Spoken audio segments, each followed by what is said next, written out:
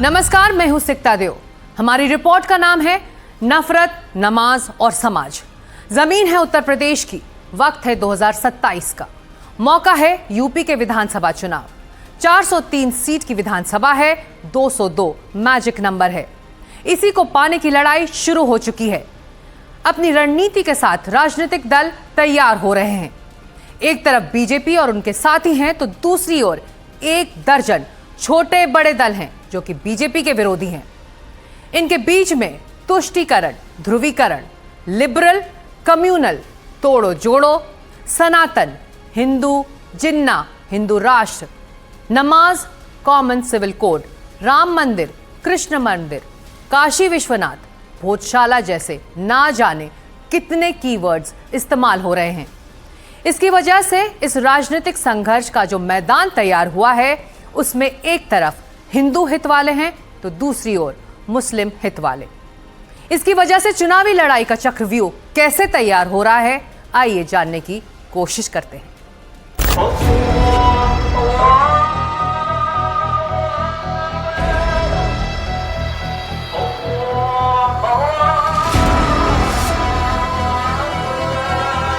UP में क्या सड़कों पे सचमुच नमाज नहीं होती?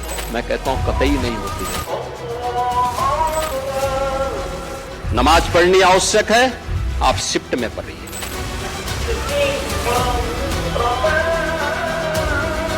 बिल्कुल इस्लामिक बात योगी आदित्यनाथ जी ने कही है।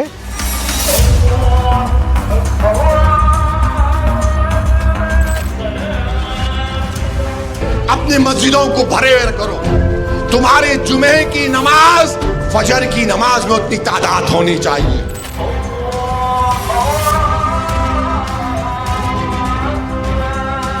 या अल्लाह, हमारी दुआओं को आप सल्लल्लाहु अलैहि वसल्लम के वास्ते से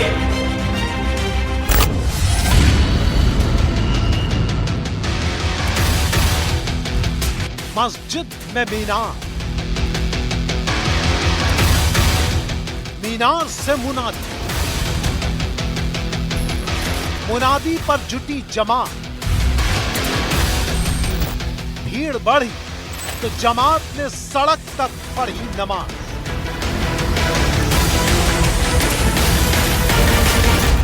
यूपी में क्या सड़कों पे सचमुच नमाज नहीं होती? मैं कहता हूं कतई नहीं होती है। आप जाके देख लो, नहीं होती है।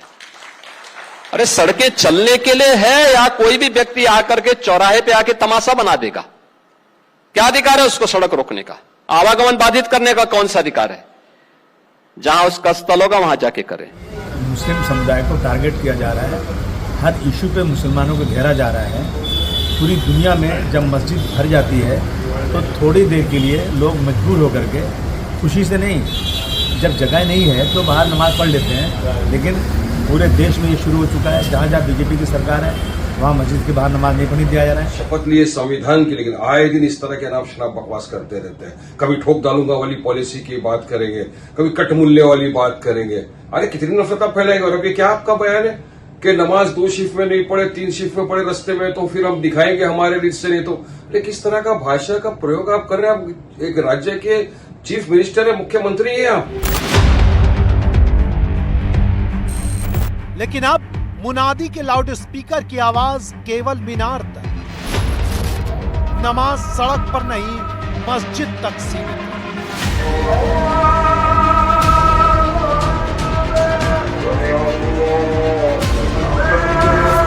सब कैसे होगा? हमारी संख्या ज्यादा है। हमने कहा शिफ्ट में कर लो। तुम्हारे घर में रहने की जगह नहीं है तो भाई संख्या नियंत्रित कर लो, और नहीं है सामर्थ्य, क्यों बेकार आगे संख्या बढ़ाई जा रहे हैं? और ये चाहिए आपको। किसी को रास्ते पे धूप में बारिश में नमाज पढ़ने का शौक नहीं होता। ये तो मस्जिद में जगह नहीं होती है, उसके कारण कोई 5 मिनट नमाज पढ़ लिया रास्ते में तो आपको तकलीफ हो जाती है क्या? अरे हम तो कभी नहीं ऑब्जेक्शन देते। हमारे हिंदू भाइयों को हमने देखा कितनी बार ट्रेनों के अंदर, एयरपोर्ट के ऊपर भजन कीर्तन करते हुए, प्रार्थना करते हुए, हम तो कभी कोई आपत्ति नहीं उठाता। मगर यहाँ पे इस तरह की भाषा का इस्तेमाल करना कि नहीं, फिर हमको हम हमारे हिसाब से करें। क्या करेंगे आप? सबको मार डालेंगे? क्या करेंगे? सबको गोली मार देंगे? क्या करेंगे आप? तो इस तरह की भाषा का प्रयोग नहीं होना चाहिए। मैं तो चाहूंगा मोदी जी देखिए, सुनिए आपके मुख्यमंत्री क्या अल्फाज इस्तेमाल कर रहे हैं। क्या यही आपका सबका साथ, सबका विकास, सबका विश्वास? मस्जिद में भीड़ है तो शिफ्ट में पढ़ो, संसाधन नहीं है तो जनसंख्या सीमित। और ये चाहिए आपको कि अगर आपको सिस्टम के साथ रहना है तो याद करना, हम उन नियम और कानून को मानना शुरू करें। कानून का राज होगा, कानून के राज को सबको समान रूप से लागू करेंगे। नमाज पढ़नी आवश्यक है, आप शिफ्ट में पढ़िए, हम उसको रोकेंगे नहीं, लेकिन सड़क पर नहीं।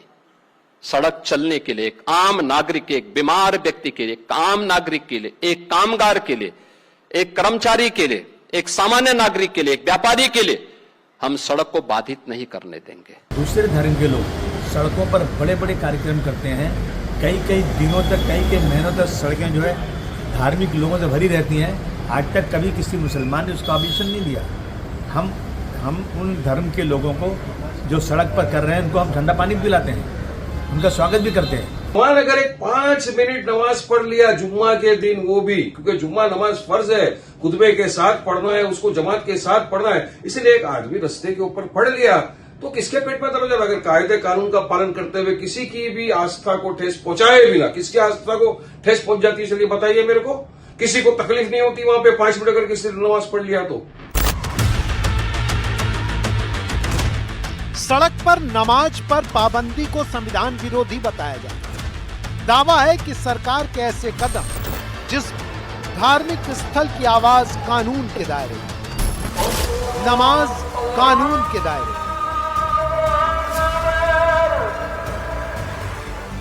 धर्म के नाम पर आजादी की मांग कानून के दायरे में, कानून तुम्हारा धर्म हमारा नहीं चले, लेकिन धर्म तुम्हारा और कानून हमारा ही चले। सरकार का नियम सार्वभौम है, सबके लिए समान रूप से लागू होता है। हमने सबको कहा, हमने कभी नहीं चलने देंगे, अराजकता नहीं सड़कों पे फैलने देंगे। प्यार से मानेंगे ठीक बात है, नहीं मानेंगे तो दूसरा तरीका अपनाएंगे। हमारा काम है संवाद बनाना। आप संवाद से मानेंगे, संवाद से, नहीं तो संघर्ष से भी देख लो। बरेली में लोगों ने हाथ आजमाने का कार्य किया, देख लिया ताकत।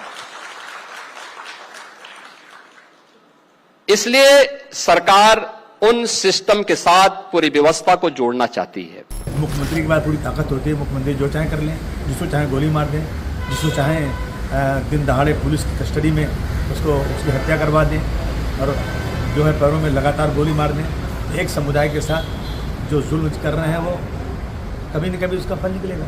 कलमा, रोज़ा, ज़कात, नमाज और हज, ये इस्लाम के 5 प्रमुख हिस्से हैं। यूपी के मुख्यमंत्री इसमें नमाज को लेकर कहते हैं कि नमाज मस्जिदों में पढ़ो, जगह कम है तो शिफ्ट में पढ़ो या फिर घर पे पढ़ो, लेकिन सड़कों पर नहीं पढ़ सकते। माने तो ठीक, लेकिन नहीं माने तो कानूनन मनवाएंगे। मुस्लिम धर्म के पैरोकार और धार्मिक गुरु इसे 2 नज़रिए से देखते हैं।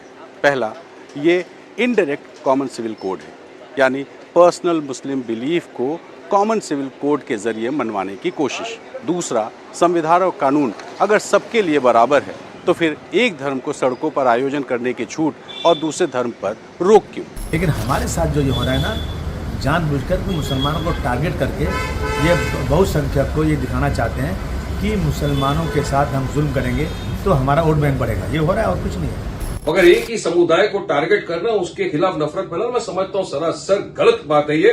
और इस तरह की धमकी देना एक चीफ मिनिस्टर को शोभा नहीं देता। हम चाहेंगे मोदी जी इस बात का संज्ञान लेना चाहिए इसको। कि बड़े हनुमान जी का मंदिर लखनऊ यूनिवर्सिटी के सामने पूरी की पूरी एक सड़क परमानेंटली बंद करके मंदिर को दे दी गई। अभी 2 साल पहले तक के उस सड़क के ऊपर आवागमन था, ट्रैफिक चलता था, कारें, बसें, स्कूटर, मोटरसाइकिल। लेकिन उस सड़क को बंद करके मंदिर के साथ जोड़ दिया गया और ट्रैफिक को डाइवर्ट कर दिया गया। इधर से जाएंगे, इधर से जाएंगे, लेकिन सामने से नहीं जा सकते। ये कानून का राज है कि मुसलमान तो नमाज नहीं पढ़ सकता सड़क पर, लेकिन पूरी सड़क बंद करके मंदिर के हवाले कर दी गई। नाका चौराहे पर एक ओवर ब्रिज बना है, उस ब्रिज के नीचे जब आप ऐशबाग से चलेंगे और हुसैनगंज की तरफ जाएंगे तो एक मंदिर है बीच में पुल के नीचे। उस मंदिर की वजह से पूरी की पूरी सड़क डाइवर्ट कर दी गई है। ऐसे करके जाते हैं लोग, ऐसे करके, लेकिन उस रोड को बंद कर दिया गया क्योंकि उसके ऊपर मंदिर बना था, सड़क के ऊपर, सरकार की जमीन के ऊपर। और योगी जी बता रहे हैं कि कानून का राज। आरोप है कि सड़क पर नमाज की रोक बहुसंख्यक वोटों का ध्रुवीकरण, हिंदू तुष्टीकरण।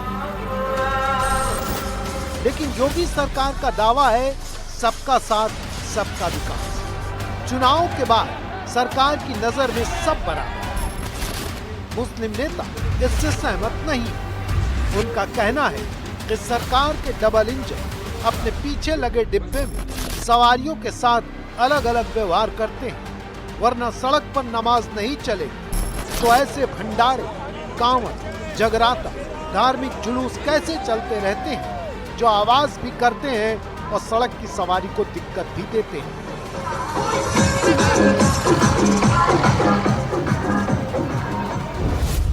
यहाँ आप नहीं करते क्या ये कांवड़ यात्रा निकालते? हम तो कभी आपत्ति नहीं उठाते, ऑब्जेक्शन नहीं उठाते कि इतना रास्ता को घेर लिए, रास्ते पे ट्रैफिक जाम कर लिए। तो यही हो रहा है ना, संविधान इक्वलिटी की बात करता है। जितना अधिकार योगी का है उतना अधिकार वारिस पठान का है इस देश के ऊपर। कानून सबके लिए बराबर लागू होना चाहिए, सबके ऊपर बराबर लागू होता है। हम यात्रा चूंकि सड़कों पर चल सकती है, कोई मस्जिद में नहीं चल सकती, मंदिर में नहीं हो सकती, मदरसों में नहीं हो सकती। आप भी अगर चलते चलते और नमाज पढ़ने का कोई नया सिलसिला जारी कर दो तो चलते चलते नमाज पढ़िए, कोई दिक्कत नहीं है। लेकिन सड़कों को घेर करके, सड़कों का काम रोक करके, बिना परमिशन लिए और प्रति जुम्मे के दिन, ये अलाउ नहीं हो सकता। ये चुनाव 80 बनाम 20 का होगा। 80% समर्थन एक तरफ होगा, 20% दूसरी तरफ होगा। और मुझे लगता 80% सकारात्मक ऊर्जा के साथ आगे बढ़ेंगे। 20% हमेशा विरोध किए हैं, विरोध करेंगे, लेकिन सत्ता बीजेपी की आएगी। बीजेपी फिर सबका साथ सबके विकास के अभियान को आगे बढ़ाने का कार्य करेगी।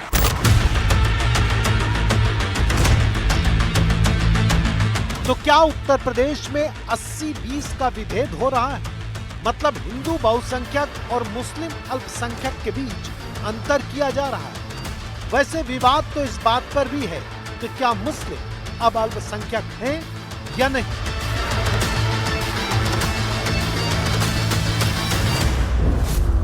मुसलमानों की जो जनसंख्या है 20% को क्रॉस कर चुकी है। और ऐसी स्थिति में दुनिया का कोई भी कानून, दुनिया का कोई भी नॉर्म, चाहे वो यूएन का क्यों न हो, उसके अनुसार ये अल्पसंख्यक हो ही नहीं सकते। कि देश की दूसरी सबसे बड़ी आबादी को अल्पसंख्यक कहना एक तरह से उनके साथ भी अन्याय है और देश के साथ भी अन्याय है। इसलिए ये अल्पसंख्यक नहीं, इनको मैं कहूँगा दूसरी बहुसंख्यक जनसंख्या। सवाल तो यह भी है कि योगी आदित्यनाथ ने नमाज पर जो बात कही, क्या वो सच में इस्लाम के नियम और मुस्लिम समाज के सेंटिमेंट की विरोधी है?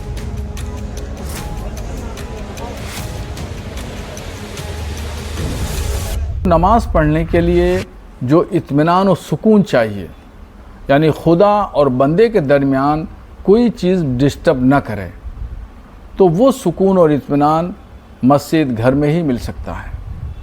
मस्जिद में पढ़ेगा आदमी तो ज़्यादा सवाब पाएगा, और घर में पढ़ेगा तो नमाज तो बिल्कुल बेशक हो जाएगी, बस मस्जिद में जाने का सवाब उसको नहीं मिलेगा। और शरीयत ने खुद एक व्यवस्था की है कि अगर ईद और बकरीद के दिनों में जब नमाजी ज़्यादा हो जाते हैं तो इमाम चेंज करके एक ही मस्जिद में 2 जमातें, 3 जमातें, 4 जमातें कर ली जाएं। उससे क्या होगा कि रोड पे जो गाड़ियों की आमद व रफ्त है वो मुतासिर नहीं होगी, ट्रैफिक जाम नहीं लगेगा और किसी को कोई दिक्कत नहीं होगी। इस्लाम सहल पसंद मज़हब है, वो किसी को मुश्किल में पैदा नहीं करता, सबके लिए आसानी फराहम करता है।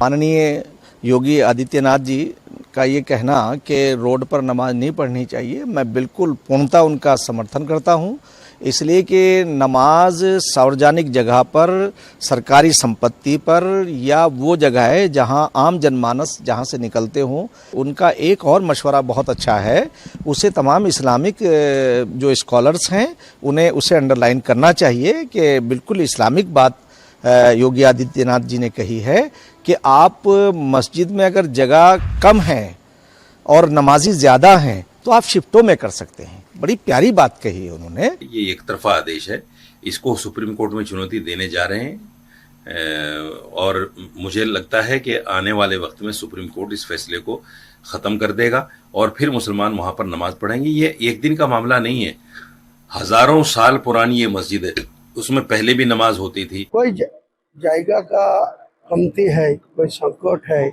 तो दूसरा बार पढ़ने का तो कुरान में है, वो इस्लामिक जो कुरान हदीस है वो एक सत में कोई ज़्यादा से ज़्यादा लोग इकट्ठा हो जाएगी।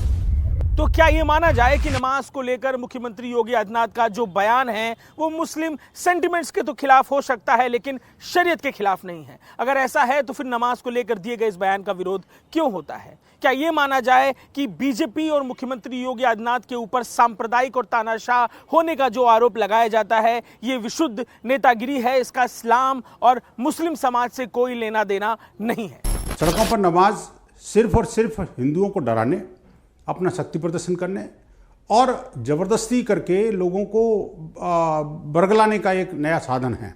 गुरुग्राम के अंदर एक बड़ा आंदोलन चला था, उस गुरुग्राम के आंदोलन में हम देखते थे कि वहाँ आसपास के गांव से लोग चटाइयाँ इकट्ठी करके लोगों को इकट्ठा करके वहाँ पर लाते थे और फिर उनको छोड़ के आते थे। तो ये शक्ति प्रदर्शन का नज़रिया और कुछ नहीं है। और देखिए, जहाँ तक इनके इस्लामिक ग्रंथों का सवाल है, उनमें भी कहीं भी इस तरह की बात नहीं कही। जनता के मन में एक और भय भी है, वो ये कि ये कहते हैं कि इन्होंने सुप्रीम कोर्ट में भी हलफनामा दाखिल करके कहा था रामनवमी वाले केस में कि जहाँ एक बार नमाज हो जाती है, जहाँ एक बार मस्जिद बन जाती है, वो अल्लाह का घर हो जाता है, वो हमेशा के लिए रहेगा, वो टूट नहीं सकता, बदल नहीं सकता। तो लोगों को लगता है ये सारे के सारे अल्लाह के घर बना देंगे, रोड पर ही सब अल्लाह के घर हो जाएंगे, तो लोगों को क्या होगा? योगी जी का बयान एक मुख्यमंत्री का बयान नहीं हो सकता। मुझसे भी लोग पूछते हैं कि यूपी में किसका राज है, तो मैं बोलता हूं कि सांप्रदायिकता का राज है। लोगों ने मुझसे पूछा कैसे, तो मैंने कहा हमारे उत्तर प्रदेश के मुख्यमंत्री उत्तर प्रदेश में रहने वाले लोगों को दो नज़रों से देखते हैं, दो निगाहों से, एक हिंदू नज़र, एक मुस्लिम नज़र। तो आप साफ साफ बोलिए ना कि आप मुसलमानों के मुख्यमंत्री नहीं हैं, आप हिंदुओं के मुख्यमंत्री हैं। आपको बोलना चाहिए, हमें बुरा नहीं लगेगा।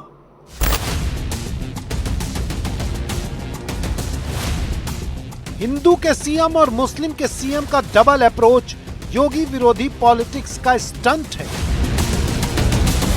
या फिर यूपी के शासन का सच?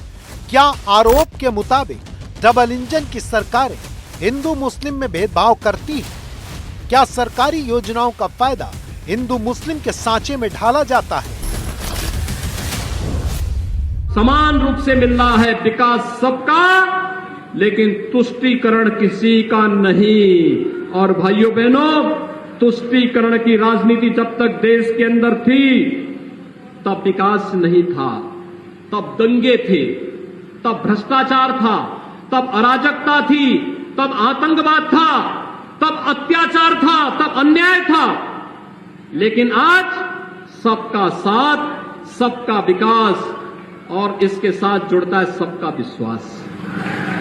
भाइयों बहनों, सबका साथ। हर गरीब को शौचालय, क्या शौचालय देने में किसी का चेहरा देखा गया? नहीं, हर गरीब को। राशन मिल रहा होगा ना आप लोगों को? राशन मिल रहा है, मिल रहा है राशन।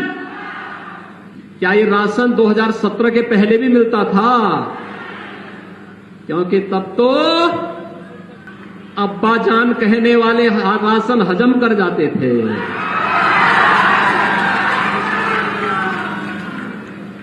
तब कुशीनगर का राशन नेपाल पहुंच जाता था, बांग्लादेश पहुंच जाता था।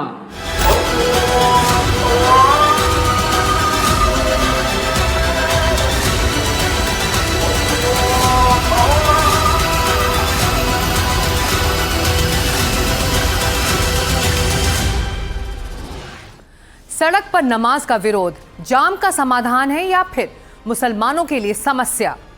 नमाज पर सरकारी दिशा निर्देश ट्रैफिक मैनेजमेंट है या फिर डेमोग्राफिक कंट्रोल? मुसलमानों के मुद्दे फुल टाइम राजनीति हैं या चुनाव में वोट काटने का जुगाड़? सवाल तो ये भी है कि क्या अभी भी समाज और राजनीति टू नेशन थियरी में फंसे हुए हैं? क्या अभी भी हिंदू और मुसलमान दो अलग राजनीतिक, आर्थिक, सामाजिक, धार्मिक, ऐतिहासिक और सांस्कृतिक पहचान है? अगर ऐसा है तो क्यों है? धर्म के नाम पर भारतवर्ष हिंदुस्तान और पाकिस्तान में बंट चुका है। जिसको जिधर जाना था वो उधर जा चुका है। फिर हिंदुस्तान में बचे मुसलमानों को हाशिए में होने की शिकायत क्यों है? मुसलमान क्यों कहते हैं कि वो सेकंड ग्रेड सिटीजन बना दिए गए हैं?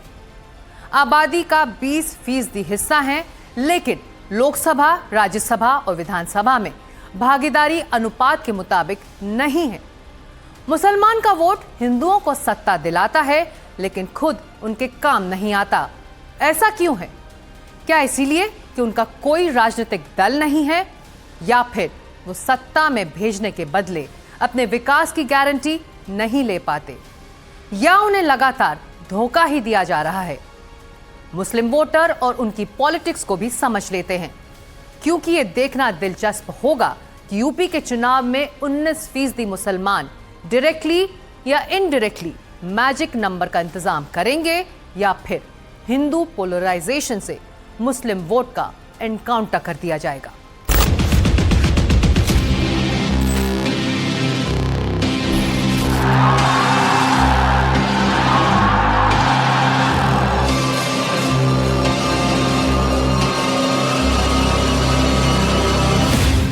हमने कसम खा रखी है कि हम नहीं सुनेंगे अल्लाह के रसूल की बात। खलील और रहमान सज्जाद नोमानी आजादी के बाद 1955 में जन्मे भारतीय मुस्लिम कानून और धर्म के एक्सपर्ट माने जाते हैं। All India Muslim personal law board के प्रवक्ता थे। इन्होंने एक बड़ी नई और अलग तरह की पॉलिटिक्स शुरू करने की मांग की, जिसका मकसद मुसलमानों की अगुवाई में पिछड़ों और दलितों का मोर्चा तैयार किया जाए, ताकि मुसलमानों को उनकी तादाद मुताबिक भागीदारी मिले। क्योंकि दलित, पिछड़े, लिंगायत, जैन, बौद्ध, सिख हिंदू नहीं है। आरएसएस उन्हें हिंदू बनाने का काम करती है, ऐसा इनका मानना है। आज भी जिनको आप हिंदू कह रहे हैं जी, क्या वो सब वाकई हिंदू हैं? उनको हिंदू बनाया जाता है आरएसएस की शाखा में। वो हिंदू हैं नहीं। न सिख हिंदू हैं, न बुद्धिस्ट हिंदू हैं, न दलित हिंदू हैं, न ओबीसी की अक्सरियत हिंदू है, न लिंगायत हिंदू हैं।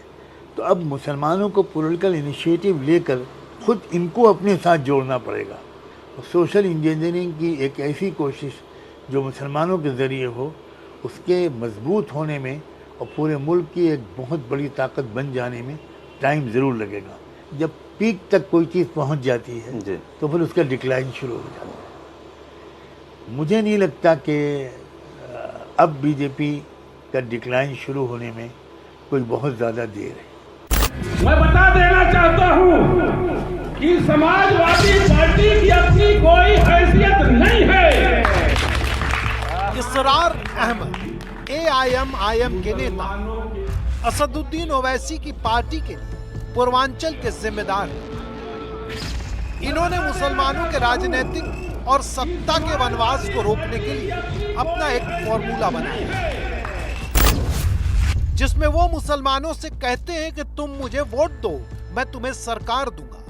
50 विधायक जिता दो, तो जैसे केरल में मुस्लिम लीग किंग मेकर है, वैसे ही यूपी में AIM-IM भी किंग मेकर हो जाएगी।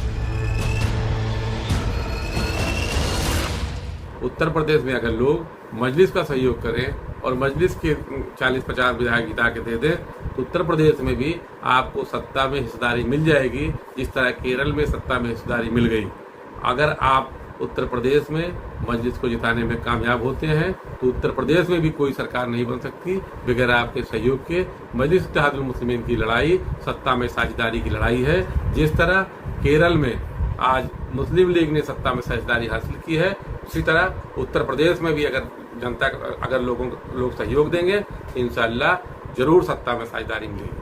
वैसे यूपी में मुस्लिम वोट का इतिहास कुछ और ही कहता है। कोई ऐसी पार्टी मुस्लिमों को सत्ता में भागीदार नहीं बना सकी है जो by the Muslim, for the Muslim, of the Muslim हो। होता यह है कि बहुसंख्यक हिंदुओं के पिछड़े या अनुसूचित जात के दल मुसलमानों के वोट के दम पर सत्ता में काबिज होते रहे।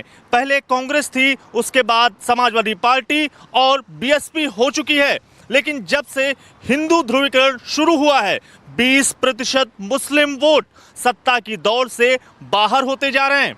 2014 के बाद से परिस्थितियां बदली और उस बदली हुई परिस्थिति का परिणाम ये हुआ कि हिंदू एकजुट हो गया और हिंदुओं की एकजुटता के चलते मुस्लिम वोट बौना दिखने लगा। तो सबसे बड़ी चुनौती है वो नेतृत्व की है और इसीलिए मुस्लिम वोट अपने पुराने नेतृत्व को छोड़कर नए नेतृत्व की तलाश में भटकने लगा है। उत्तर प्रदेश के चुनाव में भी समाजवादी पार्टी के सामने एक समस्या जैसी दिख रही है और अखिलेश यादव उसी समस्या के समाधान के लिए कांग्रेस के साथ गठबंधन का जोर दे रहे हैं। आप देखें कि केरल में अभी 21 लोग मंत्रिमंडल में शामिल हुए, जिसमें से 6 मुस्लिम शामिल हुए।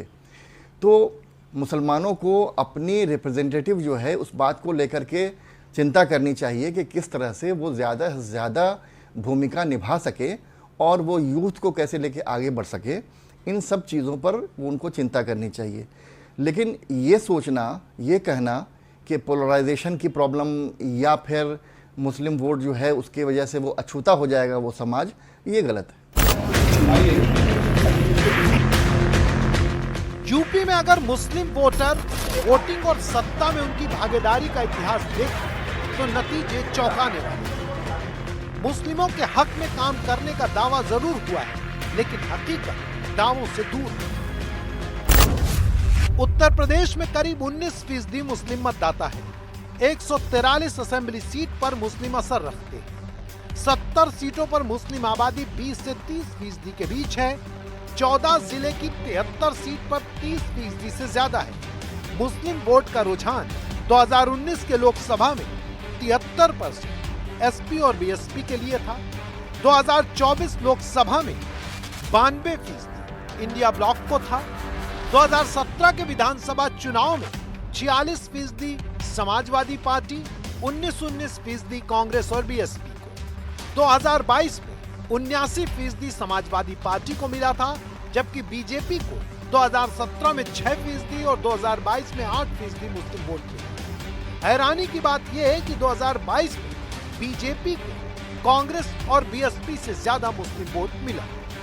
यूपी में 1991 में सबसे कम 17 मुस्लिम विधायक चुने गए थे। 2012 में अब तक के सर्वाधिक 68 एमएलए चुने गए, लेकिन 2017 में 23 और 2022 में 34 मुस्लिम विधायक चुने गए।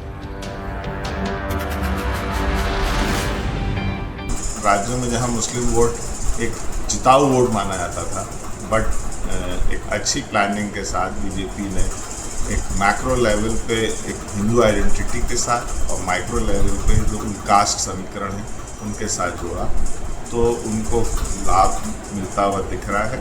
आज़ादी के बाद 1968 में डॉक्टर जलील फरीदी ने उत्तर प्रदेश में पहली बार मुस्लिम मजलिस पार्टी बनाई। उन्होंने मुसलमानों, दलितों और पिछड़े वर्ग को साथ जोड़ना शुरू किया। 1969 में चुनाव हुए, उन्होंने 2 उम्मीदवार खड़े किए, दोनों की जमानत जब्त हो गई। डॉक्टर जलीली स्वतंत्रता सेनानी थे, फिर भी कुछ नहीं मिला। हाँ, उनके फार्मूले का इस्तेमाल करते हुए कांशीराम ने बाद में बीएसपी खड़ी की। अन्य हिंदू बहुल पार्टियों को भी मुस्लिम मतों का महत्व समझ में आने लगा। डॉक्टर जलीली के मैनिफेस्टो को दूसरी पार्टियों में जगह मिलने लगी। 1974 में चौधरी चरण सिंह की भारतीय क्रांति दल से 12 मुस्लिम विधायक जीत कर आए। लेकिन 1974 में मुस्लिम लीग के सुलेमान सेठ और जीएम बनातवाला ने केरल में लीग का सीएम बनाने के बाद यूपी में दांव लगाया। 54 की 54 सीट पर जमानत जब्त हो गई। 2007 में यूपी से मुस्लिम लीग आउट हो गई। 1995 में बीएसपी से निकाले गए डॉक्टर मसूद खान ने नेशनल लोकतांत्रिक पार्टी बनाई, मुस्लिमों के दम पर दांव लगाया। 2002 में 130 सीट पर प्रत्याशी उतारे, एक जीता, 126 की जमानत जब्त हो गई। 2007 के बाद पार्टी टूट गई, डॉक्टर मसूद गुमनामी में खो गए। 2007 में दिल्ली की जामा मस्जिद के शाही इमाम बुखारी ने यूनाइटेड डेमोक्रेटिक फ्रंट बनाई, 54 प्रत्याशी उतारे, 51 की जमानत जब्त हो गई। एक पर हाजी याकूब कुरैशी जीते, नतीजे आते ही मायावती की पार्टी में शामिल हो गए। 2008 में डॉक्टर अयूब सर्जन ने पीस पार्टी बनाई। 2012 में 208 सीट पर लड़े, 4 पर जीते। 2008 में ही मुख्तार अंसारी और अफजाल अंसारी ने कौमी एकता दल बनाया था। 43 सीट पर लड़े, 2 पर जीते, बाद में बीएसपी में शामिल हुए। 2017 के चुनाव में पीस पार्टी मौलाना आमिर रशीदी की राष्ट्रीय उलेमा काउंसिल का डिब्बा गोल हो गया। 2017 में असदुद्दीन ओवैसी की AIM की ने 38 प्रत्याशी बनाए, केवल एक जीत, 37 की जमानत जब्त हुई। 2022 में AIM 95 सीट पर लड़ी, 0.05% वोट, 94 की जमानत जब्त हो गई। जिस गुड्डू जमाली की जमानत जब्त नहीं हुई, वो अब समाजवादी पार्टी के MLC है। मतलब इतिहास गवाह है कि मुस्लिम के नेतृत्व में मुस्लिम वोट कभी भी सत्ता की रेस में आगे नहीं बढ़ सके। कम से कम उत्तर प्रदेश का इतिहास तो यही कहता है। ऐसी कुछ सीट थी जहां पर मुस्लिम वोट बहुसंख्यक में थे, लेकिन उसके बावजूद वहां पर वो सीट कोई मुस्लिम नहीं जीता, नॉन मुस्लिम जीता, क्योंकि सारे मुस्लिम आपस में ही लड़ने लगे थे। वहां पर बीजेपी जीती थी। अगर ये सोचते हैं कि बीजेपी एक अछूत पार्टी है और हमको बीजेपी को वोट नहीं देना चाहिए, तो ऐसी सोच जो है वो पूरी तरह से गलत है।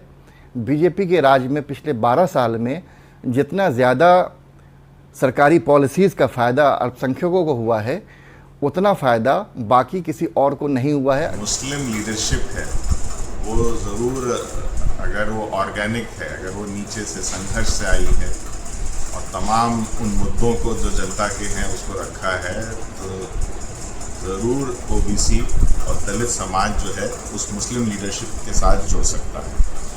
और हम इधर जो देखा है कि अभी जो मौजूदा जो हमारे सामने जो आइडेंटिटी पॉलिटिक्स की जैसे मुस्लिम लीडरशिप है, इसमें एक बड़ी पार्टी है, उस पार्टी का नाम ही है इत्तेहाद मुस्लिमीन, तो उसके लीडर कैसे आप चाहे वो जिस भी एजेंडा पे आ जाए, वो रैपो जो है OBC समाज और दलित समाज और उनके इश्यूज हैं उसको वो एड्रेस नहीं कर सकते। वैसे उत्तर प्रदेश में मुस्लिम लीग से पहले हिंदू मुस्लिम की फॉल्ट लाइन पर सामाजिक तनाव की लकीरें साफ देखने को मिलती रही हैं। 1857 की गदर में दोनों मिलकर साथ लड़े, लेकिन राजनीतिक जमीन पर फर्क बना रहा। अलीगढ़ आंदोलन था तो शिक्षा का प्रयास, लेकिन सरकारी नौकरी पाने में हिंदू मुस्लिम विरोध को मजबूत भी कर रहा था। 1916 के लखनऊ पैक्ट में पहली बार मुस्लिम पृथक निर्वाचन की मांग मानी गई तो सांप्रदायिक राजनीति की शुरुआत हो गई। मुस्लिम लीग मजबूत हुई, 2 राष्ट्र सोच को बल मिला, हिंदू और मुस्लिम 2 अलग पहचान बनी, कम्युनल पॉलिटिक्स का भी विकास हुआ। मोहम्मद अली जिन्ना की मुस्लिम लीग ने इसे परवान चढ़ाया। मुस्लिमों के लिए 64 अलग सीट की व्यवस्था थी। इसके बावजूद 1937 के चुनाव में मुस्लिम लीग को केवल 29 सीट पर जीत मिली। कांग्रेस की सरकार बनी। स्कूलों में वंदे मातरम गायन का निर्णय हुआ। 15 अक्टूबर 1937 में मुस्लिम लीग के लखनऊ सम्मेलन में वंदे मातरम गायन का विरोध किया गया। जिन्ना ने यूपी को लीग की प्रयोगशाला बनाया, लीग को पूरे देश में फैलाया। चुनावी तिरस्कार 1940 में बड़ा होकर देश के विभाजन पर रुका। लेकिन उत्तर प्रदेश की जमीन की सच्चाई यही है कि कभी भी मुस्लिम के नाम पर मुस्लिम दल को वोट नहीं मिले। आज भी मुसलमानों के सामने चुनाव में सही प्रतिनिधित्व की चुनौती है। सत्ता से दूरी का संकट है। बहुसंख्यक सरकारों में मुसलमानों के दोयम दर्जे का नागरिक बन जाने का डर है। आज भी वंदे मातरम के गायन का विरोध बदस्तूर जारी है। मुसलमानों की इन्हीं डर और संकोच को दूर करने का जो तरीका आजादी के बाद कांग्रेस और मंडल कमीशन के बाद अन्य दलों ने अपनाया, उन्हें राजनीति में तुष्टीकरण कहा गया। समाज और राजनीति में मुस्लिमों के उचित प्रतिनिधित्व की बात करने वालों को, गुड जेस्चर दिखाने वालों को लिबरल सेक्युलर कहा गया। मंडल कमंडल की राजनीति में अब लिबरल और सेक्युलर गाली की तरह इस्तेमाल किए जाते हैं। कांग्रेस और अन्य दल हाशिए में हैं। मुस्लिम उनके नेता एक बार फिर अपने नेतृत्व में नई सोशल इंजीनियरिंग का प्रयोग करने को बेताब हैं।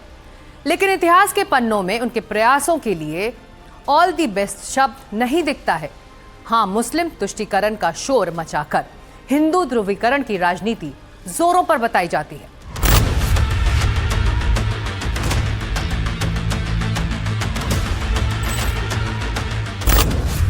बहुसंख्यक ध्रुवीकरण से मुस्लिम वोटों के मैनेजमेंट में 2-3 तरह की एक्टिविटी का बहुत इस्तेमाल होता है। 1. मंदिर मस्जिद कब्रिस्तान विवाद, 2. जाति धर्म गोवंश का सम्मान और 3. धार्मिक शक्ति प्रदर्शन। पहला उदाहरण देखिए। लखनऊ के पास मलियाबाद में पासी जाति के लोगों ने एक मस्जिद और कब्रिस्तान पर दावा कर दिया कि ये तो महाराज कंस का किला था जिसके भीतर पूजा अर्चना होती थी, लेकिन अब नमाज पढ़ी जा रही है। योगी जी से चिट्ठी लिखकर इसे बंद कराने की मांग की। यूपी में पासी जाति का वोट 5 से 6% है। यह अनुसूचित जाति में गैर जातों में दूसरी बड़ी जाति है। इसकी राजनीतिक आस्था फिक्स नहीं है। अवध, पूर्वांचल, बुंदेलखंड के करीब 13 जिलों में 25 से 30 सीट पर हार जीत तय करता है। 50 से 60 सीट पर नतीजों को प्रभावित करता है। इसलिए ऐसी घटनाएं लगातार चलती और आगे चलती रहेंगी। हालांकि इनके पीछे किसी राजनीतिक दल का हाथ है, इसके स्पष्ट सबूत नहीं मिलते। दूसरा उदाहरण, नमाज पर योगी के स्टैंड का विरोध करने वाले राहुल गांधी जब अपने संसदीय क्षेत्र रायबरेली जाते हैं तो वो यहाँ पर महाबली वीरा पासी की मूर्ति का अनावरण करते हैं। इसके पीछे नमाज के विरोध से घायल भावना को अपने साथ जोड़ते हैं और धर्म के सामने जाति को खड़ा करने की राजनीतिक चाल मानी जाती है। तीसरा उदाहरण, अविमुक्तेश्वरानंद सरस्वती जो खुद को शंकराचार्य भी कहते हैं, वो प्रदेश की योगी सरकार पर गौद्रोही होने का आरोप लगाते हैं। दावा है कि इनके पीछे से यूपी में धर्म के खिलाफ जाति और गौरक्षा को मुद्दा बनाया जा रहा है। हालांकि योगी आदित्यनाथ खुद को गौरक्षक की संस्कृति का पोषक कहते हैं। गाय के बच्चे को सांड नहीं नंदी कहते हैं। वैसे देवबंद से संबंध रखने वाले एक प्रसिद्ध मुस्लिम धार्मिक गुरु ने गाय को राष्ट्रीय पशु घोषित करने की मांग की। दुनिया के अंदर कहीं भी कोई भी देश है, वो गाय को माने या ना माने, लेकिन दूध गाय का ही पीता होगा ना गाय का। क्या जो लोग गाय को खाते हैं क्या वे सुअर का दूध पीते हैं क्या? नहीं, दूध तो गाय का ही सब लोग पीते हैं। जैसे OLX नाम की वेबसाइट है, वैसे हम उसमें G लगा करके GoLX बनवा रहे हैं। आप उस पर अपनी गाय को अगर बेचना चाहते हैं तो इस्तेहार दीजिए, हम आपसे संपर्क करेंगे और हम गाय खरीदेंगे। मरने के लिए हम गाय को, मारने के लिए, काटने के लिए किसी को हम गाय को नहीं देना चाहेंगे। यूपी में आई लव यू मोहम्मद आंदोलन अचानक उभरा, कई जिलों से होते हुए बरेली पहुंचा। वहां एक बड़े एक्शन में बदल गया। बुलडोजर चले। मुस्लिम धर्मगुरु मौलाना तौकीर रजा के करीबियों को बाजार और संपत्तियों पर कानून को आधार बनाकर कार्रवाई की। योगी ने इस एक्शन को अपनी पॉलिटिक्स का मुख्य चेहरा बना दिया। उन्होंने इसे लॉ एंड ऑर्डर से जोड़ा है, लेकिन योगी के विरोधी कहते हैं कि बरेली और संभल बहुसंख्यक वोटों के ध्रुवीकरण का लार्ज स्केल पोस्टर। दंगाई, ओह, दंगा कैसे होता है और दंगाई का उपचार कैसे होना है। हाँ, तो बरेली के मौलाना से पूछ लो। अब यहां न कर्फ्यू है न दंगा है, अब यूपी में सब ये है नया यूपी। राजनीति की बिसात पर नफरत, नमाज और समाज की सीमित जांच यहीं पूरी होती है। दो बातें शीशे की तरह साफ हैं। पहली, मुस्लिम वोट और समाज के सामने एक बड़ा राजनीतिक धर्म संकट है। दूसरी बात यह कि यही हूबहू धर्म संकट 100 साल पहले भी था। धर्म संकट ये कि मुस्लिम वोट खुद सत्ता का निर्माण करे, सत्ता के निर्माण में मदद करे या राजनीतिक धुंध में गुम हो जाने से बचाए। 2027 का असेंबली चुनाव भी ऐसे असमंजस और सवालों के बीच से गुजरेगा। घोर हिंदू ध्रुवीकरण के सामने मुस्लिम वोट अपनी राजनीतिक वनवास को कैसे टालता है, ये चुनाव और नतीजों में बड़ी राजनीतिक खोज होगी।